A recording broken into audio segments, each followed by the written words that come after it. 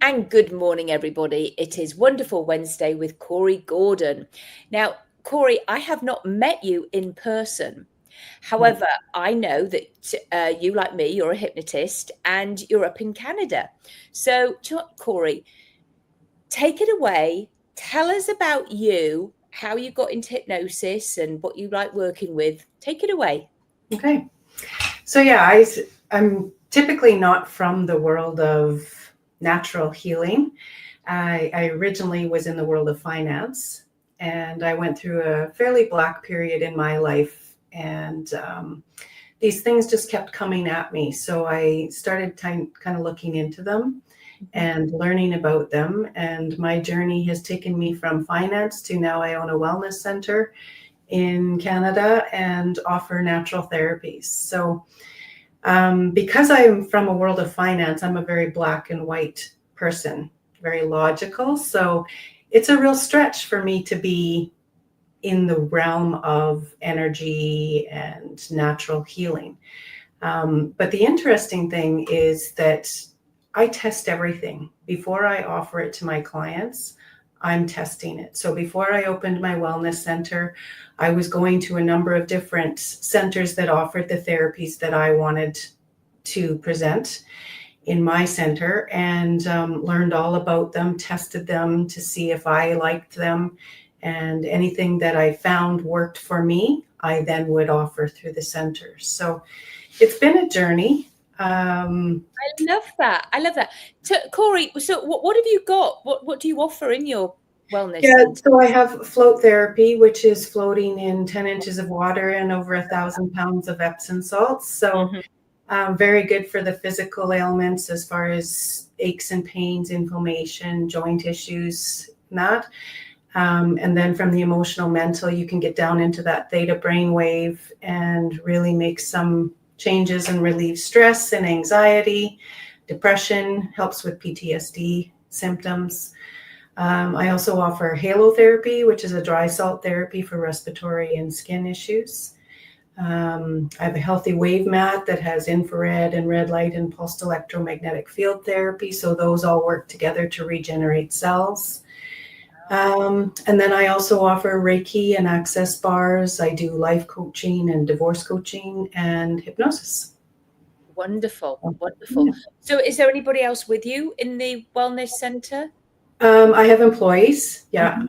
I have 4 employees. So yeah, we've kind of got a good balance going where I'm in the center working the front end some days. And then there's other days where I'm doing my one-on-ones with the hypnosis and coaching and energy therapies and that. So, yeah. I love it. I love that for you. I mean, and as you say, it's completely different to what you were doing before, Yes. because you've gone from sort of like black and white. Because in the finance world, maths is maths, or math if you're Yes. American. So Yeah. it's like it's either right or wrong, and things have to balance. Yes. It's and so I can only sort of imagine that you must be more analytical in I'm your. very analytical. And because I can't see a lot of these things and touch them and understand them, right? It's a very general concept in a lot of ways. Mm. It was a real stretch for me to even believe that any of this stuff worked. And that's why I've tested so many things. And it started out with Reiki, actually. That's how it all kind of came to me. Somebody just kept telling me that I needed to have a Reiki session, and I'd never heard of Reiki at that point.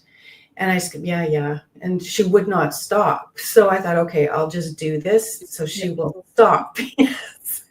And I remember laying on the table and saying, so I don't believe in this, so it's not going to work, right? And she said, oh, no, you just lay there and let me do my thing.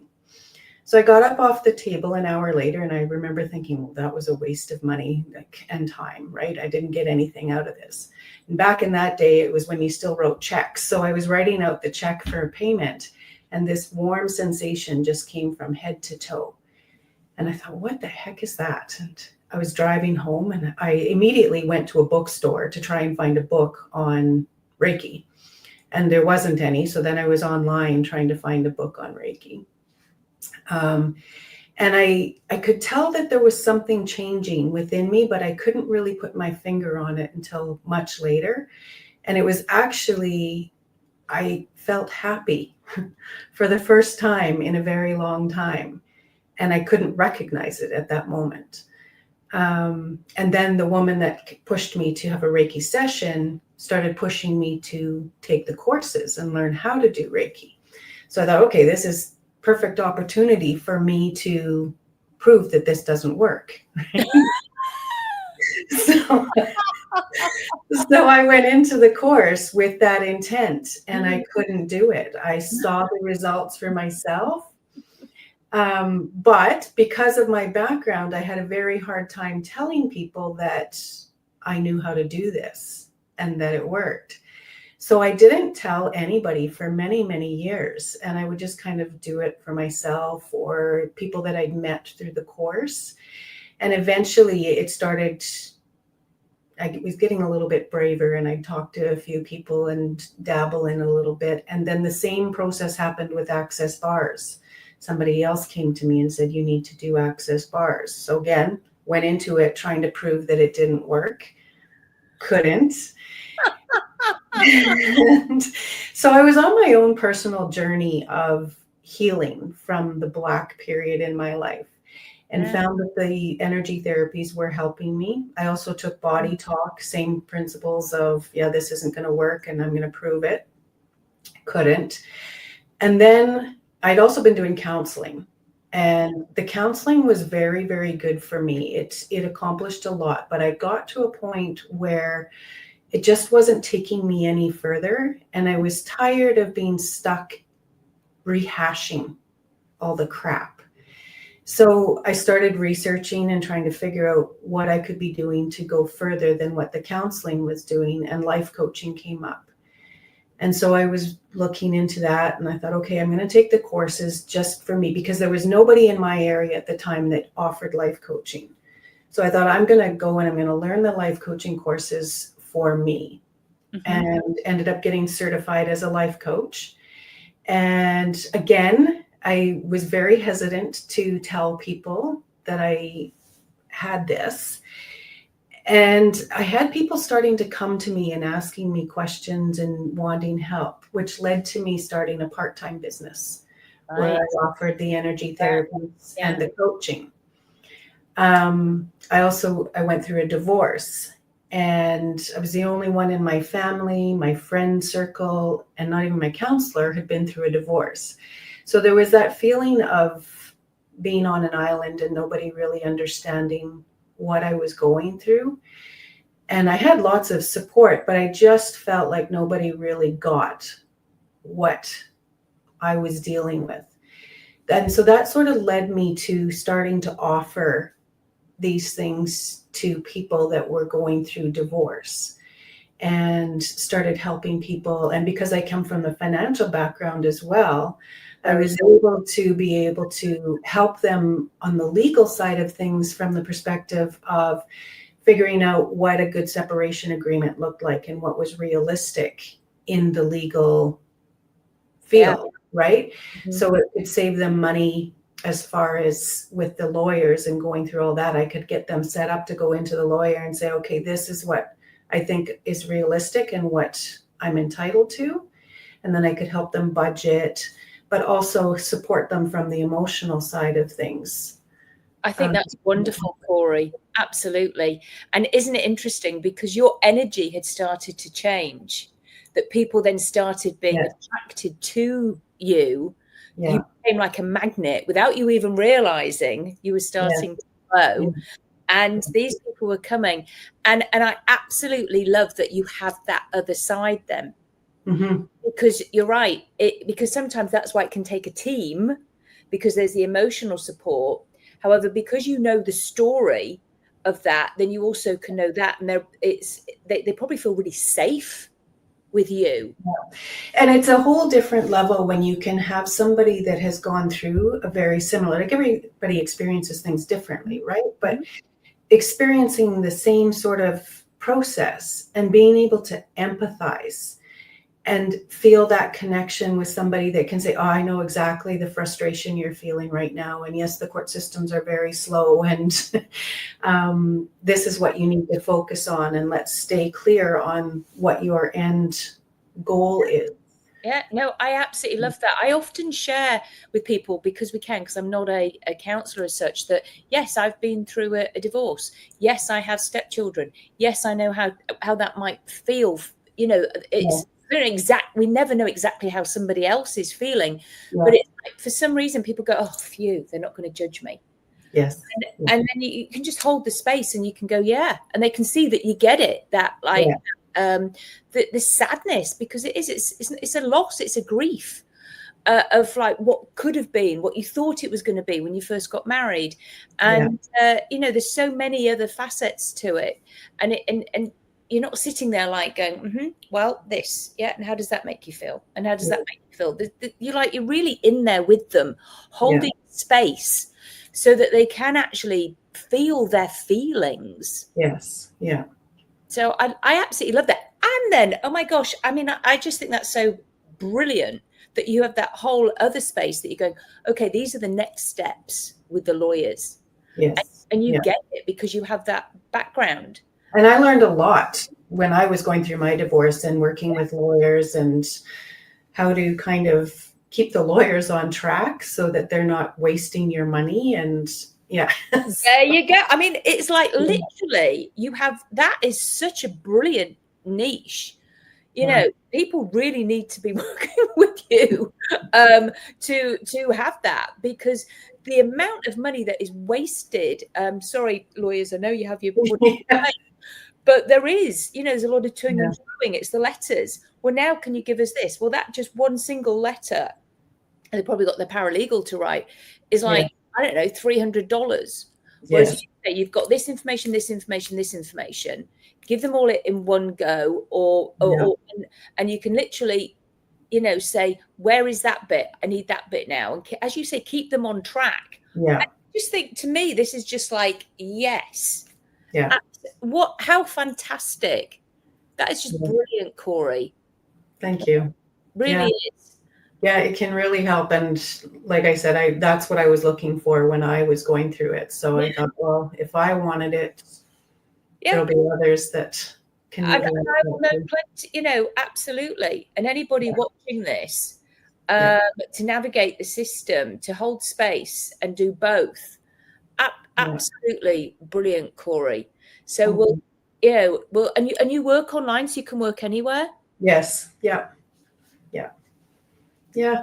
So that's been an interesting facet, and it was, again, that was the beginning, kind of, and then I've just added as I've gone along. So when I was doing my part-time business, I was really enjoying it, but I didn't believe that I could get enough consistent clientele to make ends meet on the financial side of things. So that's when I started kind of dreaming and concocting and trying to figure out what I could create that would bring in enough money to make ends meet. And that's where the wellness center came about. So in the beginning, it was literally the floats, halo therapy, and the energy therapies, and some life coaching. But in the beginning, I was doing it all on my own. I didn't have employees at that point. So I was working 7 days a week. Long number of days. Yeah. Happens, you know? Yeah. And eventually got to a point where I could have some employees coming in, which would free up more time for me to focus on the energy therapies and the coaching. And coaching actually led me to hypnosis. I was working with a client who, she just was stuck, and I couldn't figure out what was holding her back. And I don't know what kind of came over me that day, but I had her lay down on the massage table, and I just said, you know, I want you to close your eyes, and I want you to visualize yourself walking down a path, a gravel pathway. And I had never looked into hypnosis ever at this point. And to this day, I still remember myself sitting in the chair doing this, thinking, what are you doing? Like, where is this coming from? And I said to her, you know, I want you to pay attention to the gravel. And as you're walking, those stones are getting bigger and bigger, and it's becoming harder and harder for you to walk that path. And eventually you will get to a point where there is a big rock in front of you that you cannot go past. You're going to have to go around it. And then I said, now I want you to go around that rock and see what's on the other side. And so she did, and she started crying, and it was her 3-year-old self. And she had all of this guilt from her brother passing away when she was a little girl. And I'm sitting there thinking, I am way outside of my area now. I don't know what I'm doing. Using your intuition. Yeah. And so she had a conversation. I said, well, talk to the little 3-year-old you and tell her, that you understand and that everything is okay and that you've got her. And yeah. And she came out of that session like a totally different person. And so then I'm sitting there after she left thinking, I don't know what just happened. I don't know what I did. And so then a couple of days later, I don't remember how, but somehow hypnosis came. Just like all the others, they just all came to you. Yeah. What you yeah. were so meant to do this. It's so exciting having you on here, Kori. Yeah. What a journey. So who did you train with? You had all this hypnosis. There was a woman in Regina, Heather Keys was her name at the time. She's changed it recently, and I can't remember what it is now. But that's the first hypnosis courses that I took was through her. Mm-hmm. And I still wasn't confident enough to feel like I knew what I was doing and offering the sessions confidently. So about a year later, I decided I would take a course with Richard Nongard and Jason Lynette. Mm-hmm. And that course really helped pull everything together for me. Yeah. And kind of boosted my confidence, and I kind of took it from there. And any of the other, I'm always taking courses to add to my techniques and tools. So the majority of the courses I've taken since then have been from Richard Nongard. I find he's very, very good. Yeah. I agree. And isn't it interesting? Because it was Richard that introduced us. So it's like the people always come to you when they need to. It's like I love it, Kori. Your journey is just it's so exciting and very inspiring for anybody. Well, if anybody had asked me 15 years ago, 20 years ago, if I thought I'd be doing anything that I'm doing now, I would just laughed and said, absolutely not. But yeah, it's been an interesting journey, and how everything has just sort of come to me and fallen into place when the timing was right. Yeah. I love it. I know a few other sort of accountants, and they are also hypnotists, hypnotherapists. They're in England, and it's like yep, that's what I do. That's what I do, and I do this until my hypnosis, my hypnotherapy gets going more. Then I'll stop doing that. Yeah. It is interesting. It is okay for analytical people. Yes. People to do energy work, to help people. You are allowed to. You help people in the financial sector anyway. You've always helped people. Yeah. But oh my gosh, it's just mind blowing that you have that other piece. Yeah. That is just, yeah. I absolutely love that, Kori. And if I get anybody who is like needs that sort of thing, I'll most definitely be referring them to you. Awesome, thank you. Because I just think that's just like I love that you have both. Well, and that I came to that realization when I was working with my lawyer, and my lawyer was very good.